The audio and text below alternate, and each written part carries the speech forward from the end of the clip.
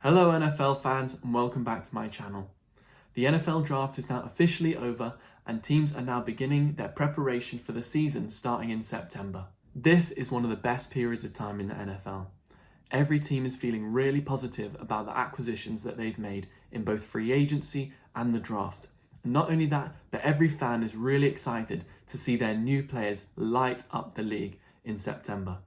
This video is going to be my top 5 takeaways coming out of the 2021 NFL Draft.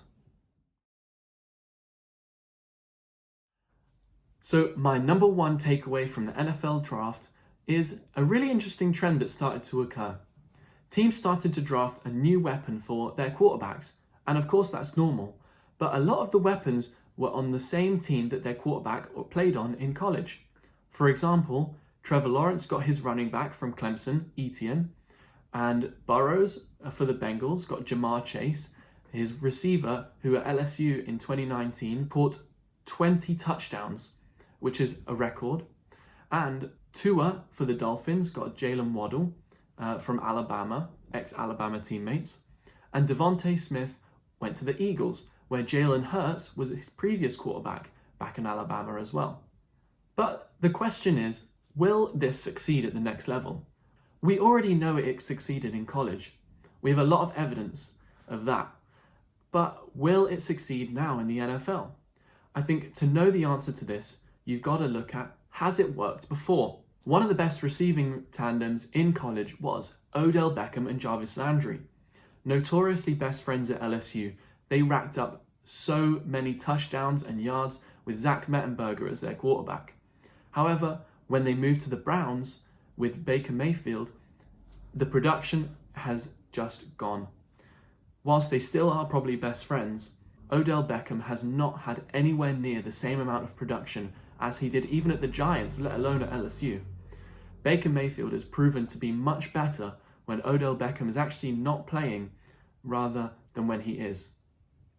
Jarvis Landry has still been fantastic, but has not been at the upper echelon levels that he was at LSU. I think we are yet to see a good ex-college teammates make it together in the NFL at a new team. Hopefully, out of these 4 combinations, at least 2 or 3 of them will work out. Now, my second takeaway coming out of the 2021 NFL Draft was the dominance of the offensive players in the top 16 picks, whilst there were a dominance of defensive players picked in the second half of the first round. The offensive players were clearly the better class coming out in this draft, with the quarterbacks such as Trevor Lawrence, Zach Wilson, Trey Lance, Justin Fields, and of course the wide receivers in Jamar Chase, Devontae Smith, Jalen Waddle, and of course the tight end Kyle Pitts, who is picked to be a potential Hall of Famer. And not to mention that there are 2 stellar offensive tackles in Penei Sewell and Rashawn Slater. Whilst there are of course names that I forgot, it's always good to mention that the defensive players in those top 16 picks are of course there for a reason. The 2 top cornerbacks, J.C. Horn and Patrick Surtain, and of course the linebacker Micah Parsons, who are all, I believe, going to be fantastic players at the next level. Now coming to the back end of the first round, seeing all the defensive ends especially that were picked is really interesting. Either the defensive players were really just behind the stellar offensive players, or it could be the philosophy of defense wins championships, and those that were close to the Super Bowl this year are trying to get back there again by adding those extra pieces, such as the Buffalo Bills picking Greg Rousseau from Miami. My third takeaway from the NFL Draft is, like I said earlier in the video, more teams are even more exciting to watch coming into the 2021 season. 5 teams in particular, especially the Jaguars, the Chargers, the Patriots, the Bears, and the Dolphins are all so much more exciting to watch after these new draft picks. Of course, the Jaguars, being the worst team in the league last year, are now exciting to watch because they drafted the best quarterback potentially since John Elway coming out of the draft.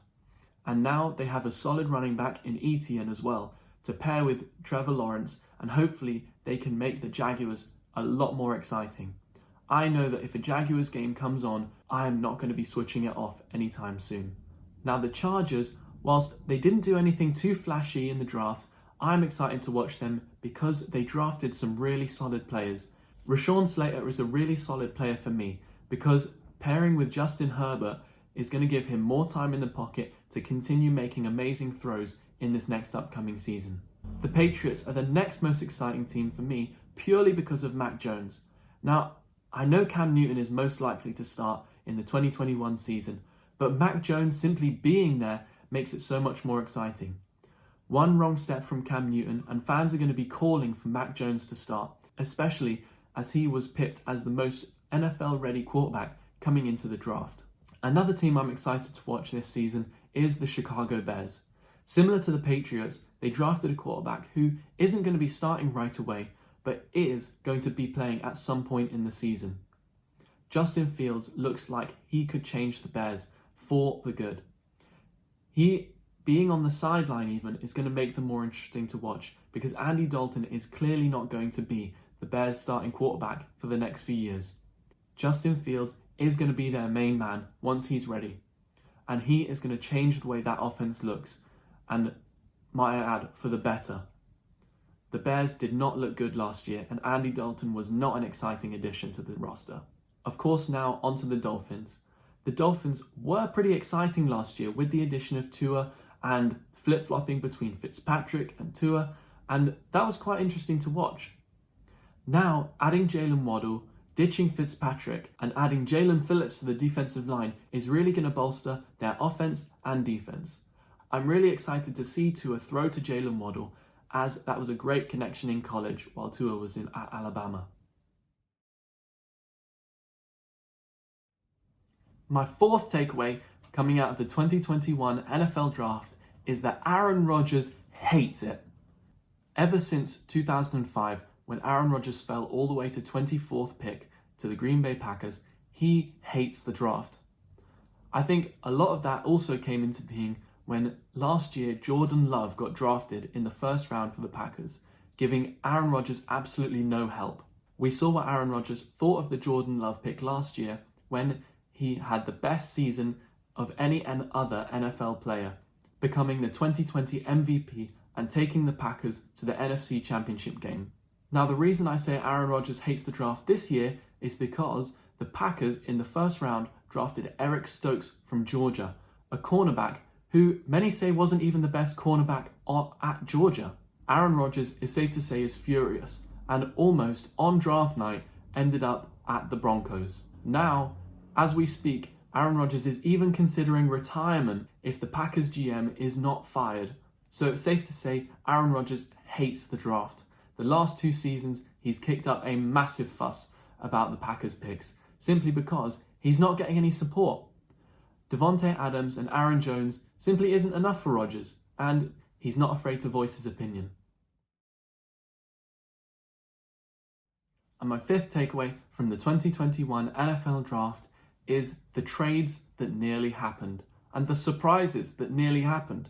There are reports that many teams tried to trade into the top 10, but in the end weren't successful. The Vikings, sitting at pick number 23, ended up getting Christian Darrisaw, offensive tackle from Virginia Tech. Now, whilst this is a great pick and will really be really good at protecting Cousins as he throws this season, there are reports out there that the Vikings aren't that keen on Kirk Cousins and wanted to trade up to draft Justin Fields. Now, for one reason or another, Justin Fields is at the Bears rather than the Vikings.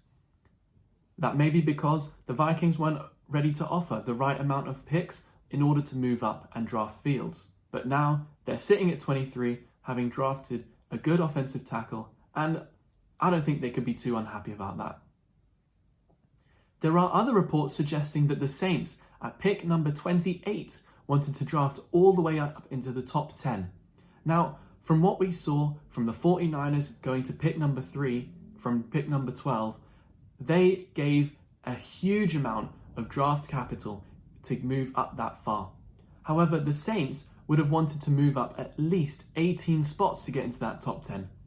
That would have been an enormous haul for whatever team would have accepted that. But for one reason or another, like the Vikings, the trade didn't happen. Now you've got to think, does that mean Sean Payton isn't too keen on Taysom Hill or Jameis Winston being his starting quarterback? Or does that mean that they were moving up to potentially not draft a quarterback? There are thoughts out there that the Saints were very sure that one of those quarterbacks that went in the top 16 were one of the guys that they wanted to pair with Marshawn Lattimore. So thank you everyone for watching my top 5 takeaways from the 2021 NFL Draft.